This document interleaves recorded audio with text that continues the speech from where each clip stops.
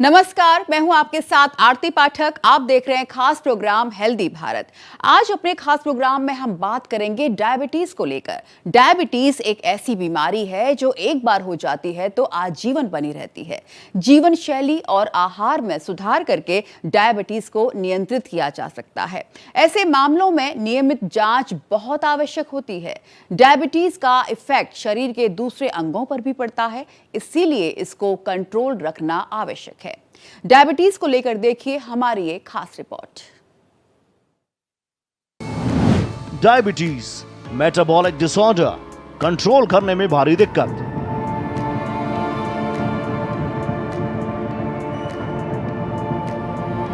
नहीं बनता पर्याप्त इंसुलिन, ब्लड में बढ़ जाता है शुगर लेवल।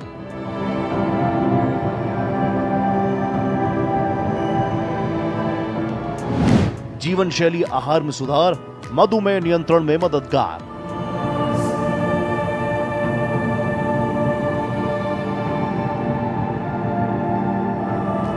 डायबिटीज एक मेटाबॉलिक डिसऑर्डर है जिसे शुगर और डायबिटीज के नाम से जानते हैं। यह बीमारी तब होती है जब आपके शरीर में पर्याप्त इंसुलिन नहीं बन पाता और इसके कारण ब्लड में मौजूद ग्लूकोज या शुगर का लेवल बढ़ जाता है। इंसुलिन एक तरह का हार्मोन है जो ब्लड में मिलकर ग्लूकोज के स्तर को कंट्रोल करने का काम करता है। अगर शरीर में पर्याप्त इंसुलिन मौजूद नहीं होता तो ब्लड कोशिकाओं तक ग्लूकोज नहीं पहुंच पाता और ये ब्लड में ही इकट्ठा हो जाता है।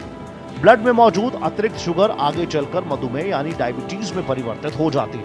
हम जो भी खाना खाते हैं उससे हमें ग्लूकोज मिलता है और इंसुलिन नामक हार्मोन इस ग्लूकोज को ब्लड के माध्यम से पूरे शरीर में पहुंचाता है, जिससे हमें एनर्जी मिलती है। ये बिना इंसुलिन के हो ही नहीं सकता। डायबिटीज किसी भी उम्र के लोगों को हो सकती है और ये एक ऐसी बीमारी है जो आपको एक बार हो जाए तो आजीवन बनी रहती है। आमतौर पर डायबिटीज 3 तरह की हो सकती है। टाइप 1 ये आमतौर पर बच्चों और युवाओं में देखी जाती है। ये स्थिति तब होती है जब शरीर इंसुलिन का उत्पादन नहीं करता, प्रतिरक्षा प्रणाली शरीर के खिलाफ हो जाती है और पैंक्रियाज में कोशिकाओं को नष्ट कर देती है। टाइप 2 डायबिटीज अक्सर उम्र दराज लोगों में देखी जाती है। ये डायबिटीज का सबसे आम प्रकार है जहां शरीर इंसुलिन को ठीक से प्रतिक्रिया नहीं देता है। गर्भकालीन डायबिटीज ये गर्भवती महिलाओं में देखी जाने वाली एक चिकित्सा स्थिति है जब शरीर में ब्लड शुगर का स्तर बढ़ जाता है और प्रसव के बाद वापस सामान्य स्थिति में आ जाता है। हालांकि डायबिटीज कई और वजह से भी होती है। Type 3C diabetes type 3C diabetes तब होती है जब ऑटो इम्यून क्षति के अलावा आपके पैंक्रियाज को क्षति का अनुभव होता है। ये इंसुलिन के उत्पादन की क्षमता को प्रभावित करता है। वयस्कों में लेटेंट ऑटो इम्यून डायबिटीज भी टाइप 1 डायबिटीज की तरह एक ऑटो इम्यून प्रतिक्रिया का परिणाम है। इस तरह की डायबिटीज 30 साल से अधिक उम्र वाले लोगों में होती है। Maturity onset of the young diabetes के प्रकार में से एक है मोडी यानी maturity onset of the young diabetes, जिसे मोनोजेनिक मधुमेह भी कहा जाता है। यह 25 से कम उम्र के युवाओं में पाई जाती है। नवजात मधुमेह ये मधुमेह का एक दुर्लभ रूप है जो नवजात शिशुओं में जीवन के पहले 6 महीनों के भीतर होता है। ये भी मोनोजेनिक मधुमेह होता है। ब्रिटल डायबिटीज ये भी मधुमेह का एक दुर्लभ रूप है जिससे लोगों में ग्लूकोज के स्तर में गंभीर उतार चढ़ाव होता है। ये अस्थिरता अक्सर अस्पताल में भर्ती होने की ओर ले जाती है। प्री डायबिटीज या बॉर्डरलाइन डायबिटीज एक ऐसी मेडिकल स्थिति है जहां ब्लड शुगर का स्तर सामान्य सीमा से अधिक होता है, लेकिन ये डायबिटीज में वर्गीकृत नहीं किया जाता है। आज के दौर में डायबिटीज होना बहुत आम समस्या बन चुकी है। अगर हम बात करें पूरी दुनिया में डायबिटीज मरीजों की तो इसकी संख्या भारत में सबसे अधिक है और ये आंकड़े डराने वाले हैं। लेसेंट के रिपोर्ट के अनुसार भारत में 10.1 करोड़ लोग मधुमेह से पीड़ित हैं और 13.6 करोड़ लोगों को प्री डायबिटीज की स्थिति है। 2019 में डायबिटीज के 7 करोड़ रोगी थे और अब इस संख्या में 44% की बढ़ोतरी हुई है। भारत में 15.3% लोगों को प्री डायबिटीज है। डायबिटीज में टाइप 2 मधुमेह सबसे आम प्रकार का है जो 90 से 95% लोगों को होता है। दुनिया भर में लगभग 537 मिलियन वयस्कों को डायबिटीज की समस्या है। एक्सपर्ट्स का अनुमान है कि डायबिटीज में बढ़ोतरी जिस तरह से हो रही है इसकी संख्या 2030 तक 643 मिलियन और 2045 तक 783 मिलियन हो जाएगी। डायबिटीज को सही समय पर मॉनिटर करने के लिए इसके लक्षणों को पहचानना जरूरी है। शुगर होने के लक्षण हैं लगातार पेशाब आना, अधिक प्यास लगना या डिहाइड्रेशन, भूख ज्यादा लगना, वजन कम होना, थकान, चक्कर आना, धीरे धीरे घाव भरना, संक्रमण या त्वचा की समस्या, मतली और उल्टी, धुंधली दृष्टि, लंबे समय में उच्च ग्लूकोज स्तर की स्थिति शरीर के महत्वपूर्ण अंग जैसे हृदय, किडनी, आंख, तंत्रिका तंत्र से संबंधित जटिलताओं का कारण बनती है। मधुमेह की रोकथाम के लिए जीवन शैली में बदलाव और दवा दोनों का संयोजन शामिल है। मधुमेह न केवल शारीरिक स्वास्थ्य बल्कि मानसिक स्वास्थ्य को भी प्रभावित करता है। इसलिए मधुमेह के प्रबंधन के लिए एक समग्र दृष्टिकोण महत्वपूर्ण है। इसकी शुरुआत एक व्यक्ति के दृष्टिकोण और आदतों में बदलाव के साथ होती है। इसके साथ कम वसा, कम कैलोरी आहार के माध्यम से शरीर के सही वजन को बनाए रखना, तले हुए खाद्य पदार्थों के सेवन से परहेज करना, सब्जियों, फलों और अधिक फाइबर वाले पौष्टिक भोजन का सेवन करना, नियमित रूप से चलना, तैराकी, योग के माध्यम से शारीरिक रूप से सक्रिय रहना, अच्छी नींद के माध्यम से तनाव और चिंता से निपटना, धूम्रपान, शराब और कैफीन से दूरी बनाए रखना, शरीर में ब्लड शुगर के स्तर की निगरानी। जहां तक दवा का संबंध है, डायबिटीज रोगियों के लिए निर्धारित दवाओं की पहली श्रेणी मेटफॉर्मिन, जो ब्लड शुगर के स्तर को कम रखने में काफी मदद करती है। मधुमेह के गंभीर मामलों में रोगियों को इंसुलिन इंजेक्शन की आवश्यकता हो सकती है। इनहेल इंसुलिन दवाएं भी उपलब्ध हैं और रोगियों के लिए सुविधाजनक हो गई। मधुमेह रोगियों को इस बात का ध्यान रखना चाहिए कि शुगर का स्तर बेहद कम भी ना हो जाए। डायबिटीज जीवन भर रहने वाली बीमारी है, इसलिए शुगर के लक्षण और इलाज के बारे में जानना आपके स्वास्थ्य को सही रखने के लिए बहुत जरूरी है। कुछ लोग मधुमेह को नियंत्रित करने के लिए अनुशासित जीवन शैली को अपनाते हैं। स्वयं देखभाल, दवा और निरंतर निगरानी के साथ कोई भी सामान्य जीवन जी सकता है। अपने डॉक्टर के साथ स्पष्ट बातचीत करना और ये समझना कि आपका शरीर उपचार के प्रति प्रतिक्रिया कैसे करता है, मधुमेह से निपटने के दौरान आपकी स्थिति को प्रभावी ढंग से प्रबंधित करने के लिए एक योजना बनाना अत्यंत महत्वपूर्ण है।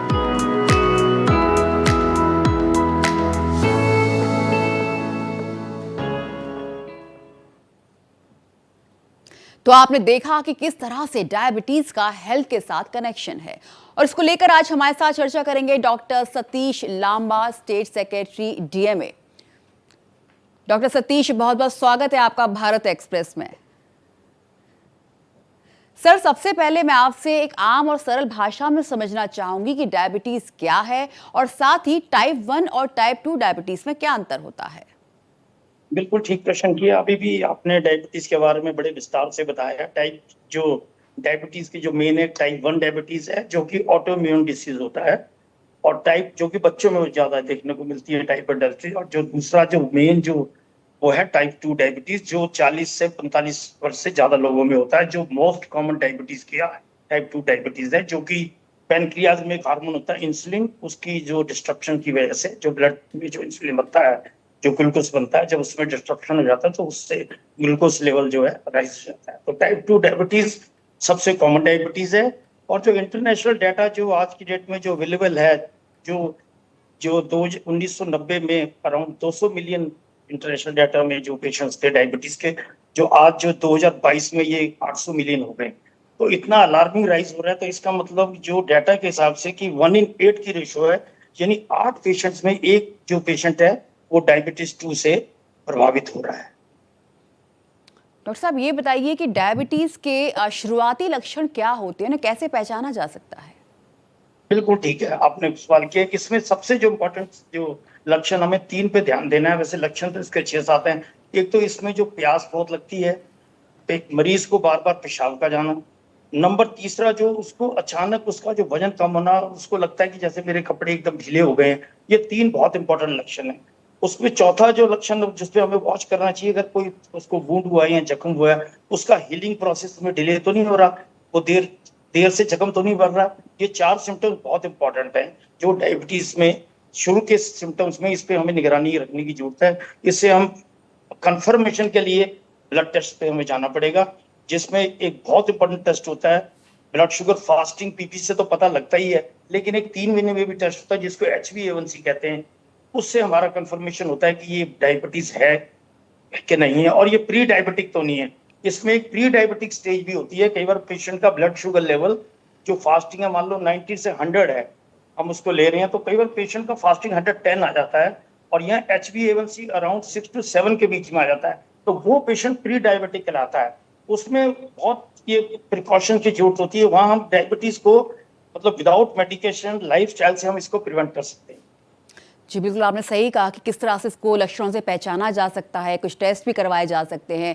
एक सवाल और लोगों के जहन में होता है डॉक्टर साहब कि क्या डायबिटीज हमेशा लक्षणों के साथ ही शुरू होती है। कई बार ऐसा जरूरी नहीं है, कई बार लक्षण नहीं भी होते, उससे भी शुरुआत होती है, लेकिन वो बहुत रेयर है। बिल्कुल ठीक प्रश्न किया आपने। कई बार डायबिटीज में लक्षण भी नहीं होते और उसके बगैर भी डायबिटीज हो सकती है और मरीज को बाद में पता लगता है, लेकिन ऐसा बहुत कम रेयर चांसेस में देखने को मिलता है। लेकिन ये इसकी संभावना जरूर है कि किसी सिम्टम्स के भी डायबिटीज हो सकती है। और इसके अलावा आजकल डॉक्टर साहब शुगर एक आम समस्या बन गई है, किसी भी उम्र के लोगों में, बच्चे हों, बूढ़े हों, युवा हों, इसमें इसका असर देखा जा रहा है। तो इससे कैसे छुटकारा पाया जा सकता है? देखो, इसमें सब आजकल की डेट में जो लाइफस्टाइल हमारा जो है उस पर बहुत डिपेंड करता है। हमारी लाइफस्टाइल्स में बहुत चेंजेस आ गई हैं, समाज में भी बहुत चेंजेस आ गई हैं। आजकल जैसे फास्ट फूड है, बच्चों में फास्ट फूड के लिए ज्यादा प्रवण हो रही है कि बच्चे फास्ट फूड्स है, जंक फूड्स हैं, ऑयली चीजें हैं, ओबेसिटी है, उसमें डिसलिपिडीमिया हो जाता है, जो एलडीएल जो लेवल है वो हाई हो जाता है। तो ये सारे फैक्टर्स हैं, ये डायबिटीज के लिए कॉन्ट्रीब्यूटिव फैक्टर्स हो जाते हैं, जो हाई रिस्क में माने जाते हैं कि इन पेशेंट्स को शुगर होने की संभावना ज्यादा बन जाती है, जिनका खान पान में अपना कंट्रोल नहीं है और उनका एक्सरसाइज और लाइफस्टाइल मॉडिफिकेशन पे जब वो ध्यान नहीं देते हैं तो डायबिटीज होने के चांस बढ़ जाते हैं। जी, इसके अलावा खान पान में लोग क्या ध्यान रखें, क्या सावधानियां रखें कि जिनका शुगर लेवल है वो कंट्रोल में रहे? तो वो इसमें जो एक तो छोटे छोटे मील्स लेने चाहिए पेशेंट को, जो डायबिटीज का पेशेंट है उसको एक तो छोटे छोटे मील्स लेने चाहिए और अपना फ्रेश वेजिटेबल्स और फ्रूट्स वगैरह उस पर ज्यादा फोकस करना चाहिए। और तीसरी चीज की ग्लूकोज की मॉनिटरिंग बहुत इंपॉर्टेंट है। ब्लड ग्लूकोज जो शुगर है उसकी मॉनिटरिंग बहुत इंपॉर्टेंट है, क्योंकि पेशेंट्स जो है दवाई, एल्डरली पेशेंट्स की खासकर मैं यहाँ पर बात करना चाहूंगा, या तो उसका खुद दवाई करके जैसे जैसे एज बढ़ती रहती है डिमेंशिया भी होता है, तो दवाई वो सुबह टाइम से ले रहे हैं या उन्होंने दवाई ले ली फिर वो भूल गए, फिर किसी ने दवाई उनको दोबारा दे दी, उन्हें याद नहीं है, तो ऐसी सिचुएशन में हाइपर ग्लाइसीमिया भी हो सकता है, यानी ओवरडोज से भी सिम्टम्स हो सकते हैं और डायबिटीज में फिर पेशेंट उसमें कोमा भी जा सकता है। और अगर दवाई नहीं भी ली तो उसमें हाइपोग्लाइसीमिया भी हो सकता है, उसमें भी पेशेंट फॉल कर सकता है, फेल्ट हो सकता है, बेहोश हो सकता है। तो दोनों चीजें बड़ी इंपॉर्टेंट है एल्डरली पेशेंट्स के लिए, सीनियर सिटीजन के लिए, कि बड़ी मॉनिटरिंग के साथ उनको डायबिटीज की दवाई दी जाए। खासकर जिनको भूलने की आदत है उसमें परिवार का सहयोग भी बहुत इंपॉर्टेंट। जिसके अलावा देखा गया है कि जो डायबिटीज के मरीज होते हैं उनको ज्यादातर हार्ट अटैक होता है, तो इसकी क्या वजह आप देखते हैं? बिल्कुल आपने ठीक कहा कि डायबिटीज अनकंट्रोल्ड है, तो जब डायबिटीज अनकंट्रोल्ड रहती है तो इसमें हमारे जो उसके कॉम्प्लिकेशंस हैं, जो जैसे हमने आँख का है डायबिटिक रेटिनोपैथी होती है। दूसरा चीज, जो डायबिटीज और हाइपरटेंशन दोनों बीमारियां 99% दोनों एक पेशेंट्स को होती हैं। ये कि ऐसा बहुत रेयर देखने को मिलता है कि एक पेशेंट को डायबिटीज है और उसको हाइपरटेंशन नहीं है। तो इसमें जब हाइपरटेंशन को भी इफेक्ट करती है, आपको किडनी को दोनों इफेक्ट करती है, और किडनी का जो रोल है सिर्फ यूरिन फॉर्मेशन तक नहीं, वो ब्लड प्रेशर को कंट्रोल करना भी होता है। तो जब डायबिटीज अनकंट्रोल्ड रहेगी तो किडनी इफेक्ट होगी, जब किडनी इफेक्ट होगा तो ब्लड प्रेशर इफेक्ट होगा, जब ब्लड प्रेशर होगा तो फिर कार्डिक जो हार्ट अटैक है, जिसको माइकार्डियल में बोलते हैं, जो माइकार्डियल इंफार्क्शन बोलते हैं, उसके चांसेस बढ़ जाते हैं। आजकल जो लोगों की लाइफस्टाइल देखी जा रही है, लोग ऑफिस में बैठे रहते हैं, बहुत ज़्यादा एक्सरसाइज नहीं करते हैं, एक्टिव नहीं है, स्ट्रेस लेवल इतना ज़्यादा है, तो क्या आपको लगता है कि ये भी कहीं ना कहीं डायबिटीज़ की वजह बन जाता है? बिल्कुल आपने ठीक कहा, इसमें जो स्ट्रेस लेवल है ये बहुत इंपॉर्टेंट है, क्योंकि जो पेशेंट्स, जितना मेरी जो 35 ईयर्स ऑफ क्लिनिकल प्रैक्टिस में मैंने देखा है, जो डाटा मैंने इकट्ठा किया, पेशेंट्स की जो हिस्ट्री पूछी, स्ट्रेस का रोल तो है, लेकिन स्ट्रेस तो आजकल हर आदमी को, लेकिन उसका लेवल क्या है, वो किस तरह से लेता है, ये उस पर बहुत डिपेंड करता है। स्ट्रेस भी कॉन्ट्रीब्यूटरी फैक्टर है फॉर जो बीपी, जो अगर शुगर अगर नहीं कंट्रोल में है तो स्ट्रेस भी उसमें एक वन ऑफ द फैक्टर है। डॉक्टर साहब, एक सवाल ये कि क्या डायबिटीज़ अनुवांशिक है, जेनेटिक है? अगर आपके परिवार में किसी को है तो क्या आपको होने के इसके चांसेस हैं वो बहुत ज़्यादा बढ़ जाते हैं? बिल्कुल ठीक प्रश्न किया आपने कि इसमें अगर दोनों पेरेंट्स उसके जो है मदर एंड फादर दोनों डायबिटीज हैं, तो आपके डायबिटीज होने के चांसेस ऑलमोस्ट 90% है। और अगर एक पेरेंट इन्वॉल्व है, अगर मदर में से फादर में से एक है, तो फिर आपके 50% चांसेस है। तो ये हेरिडिटरी वाला फैक्टर भी बहुत प्रीडिस्पोजिंग फैक्टर है डायबिटीज के लिए।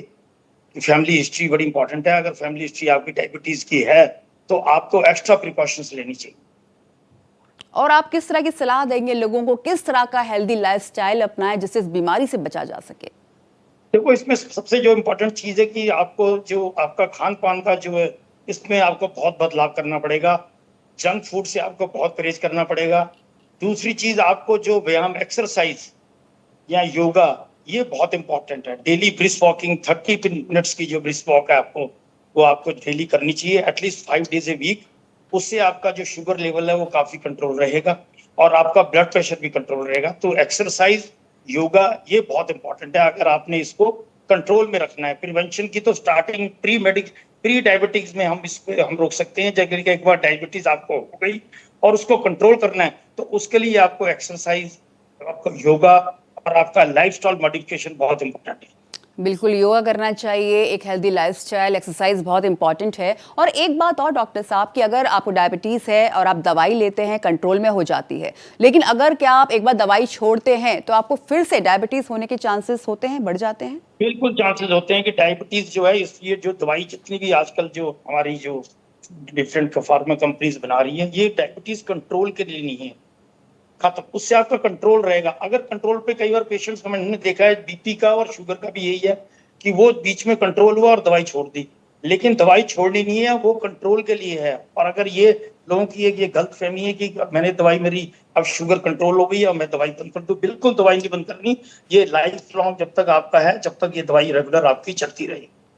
और एक बात ये कि जिसको डायबिटीज होती है उसके घाव भरना बहुत मुश्किल हो जाता है, तो अगर कोई गहरा जख्म हो, गहरा घाव हो, तो कैसे ठीक होगा? क्या उसका कुछ अलग से ट्रीटमेंट करवाना बिल्कुल आपने चाहिए? ठीक है कि जो अनकंट्रोल डायबिटीज जो होती है, उसमें अगर किसी का जख्म बहुत गहरा है, तो सबसे पहले हमें उसको शुगर लेवल जो है, अगर उसका HbA1c मान लो 10 पे जा रहा है, उसका फास्टिंग ब्लड शुगर 200 है, उसका खाने के बाद 300 प्लस है, तो पहले तो हमें उसकी डायबिटीज को बिल्कुल कंट्रोल में अराउंड 150 जो है पीपी और फास्टिंग अराउंड 100 के आसपास उसको लाना होगा। फिर धीरे धीरे जो उसका जो वूंड है, वो उसमें आपको अपने आप ही उसमें बदलाव दिखेगा कि हाँ बिल्कुल अब ये भरना ठीक होगा। उसकी प्रॉपर ड्रेसिंग। हाँ, एक बड़ी इंपॉर्टेंट चीज है कि डायबिटीज वाले पेशेंट्स के लिए अपने पैरों का बहुत ध्यान रखना पड़ेगा। उनको इंजरी से बचाना चाहिए। उनके नाखून वगैरह कहीं चोट वगैरह अगर लग जाती है, तो उसको इमीडिएटली उसके ऊपर उनको बड़ा ध्यान देना चाहिए और उसको जल्दी से उसको ट्रीट करना चाहिए। और एक सवाल और भी एक अहम है कि जिन लोगों को डायबिटीज होती है, क्या उनकी आई साइट पर भी इसका कुछ असर पड़ता है? बिल्कुल, डायबिटीज जो अनकंट्रोल्ड होती है, तो उसमें सबसे जो एक हम इसको डायबिटिक रेटिनोपैथी कंडीशन बोलते हैं। तो इसमें जो डायबिटीज जो अनकंट्रोल्ड हो जाती है, तो ये पर्दा जो विजन है उसमें भी बहुत इफेक्ट करती है। उसमें पेशेंट्स को धुंधला नजर आता है। फिर उसमें हम उसको जो अच्छा एक आई स्पेशलिस्ट होगा, उसको फंडस एग्जामिनेशन उसमें होती है, जिसमें पुतली को डायलेट करके देखते हैं, तो उसमें चेंजेस डायबिटीज की हैं जो उसमें पता लग जाती है, तो फिर वो ट्रीटमेंट से ठीक हो सकता है। डॉक्टर साहब, हमारा लेकिन ये एक डायबिटीज का आखिरी बहुत सवाल। इंपॉर्टेंट कॉम्प्लिकेशन है। जी, और एक आखिरी सवाल। डायबिटिक रेटिनोपैथी हमारे बोलते हैं। शो का नाम भी है शुगर पर ट्रिगर, तो लोग कैसे शुगर पर ट्रिगर लगाएं? आप क्या सलाह देना चाहेंगे, काम और सरल भाषा में? मैं शुगर पे मैं फिर बोलना चाहूंगा कि इसको अगर आपने कंट्रोल में रखना है, डायबिटीज को, जैसे अब जो आज की सिचुएशन है, 8 में से 1 लोगों को डायबिटीज है, जो आज के जो करंट डाटा में, तो उसमें हम जो जीवन शैली में बदलाव, खान पीने में बदलाव, अपना बदलाव, फल fruits, fresh vegetables, carbohydrated drinks हैं, जैसे आपका ये जूसीज हो गए और ये आपका कोल्ड ड्रिंक्स हो गए, जितनी भी कार्बोहाइड्रेटेड ड्रिंक्स है, ये डायबिटीज वालों को इनसे बहुत परहेज रखना चाहिए। अल्कोहल है, सिगरेट है, ये सब चीजें जो हैं, in axis quantity is very very dangerous for diabetes patients. बहुत बहुत शुक्रिया आपका इस पूरी चर्चा में जुड़ने के लिए, बताने के लिए कि डायबिटीज के लक्षण क्या होते हैं, इस पे ट्रिगर कैसे लगाए जाए। तो कल इसी समय आपके हेल्थ से जुड़े नए टॉपिक पर हम चर्चा करेंगे, एक बार फिर से आपके साथ जुड़ेंगे। तब तक के लिए बाकी की देश दुनिया की खबरों के लिए आप लगातार देखते रहिए भारत एक्सप्रेस।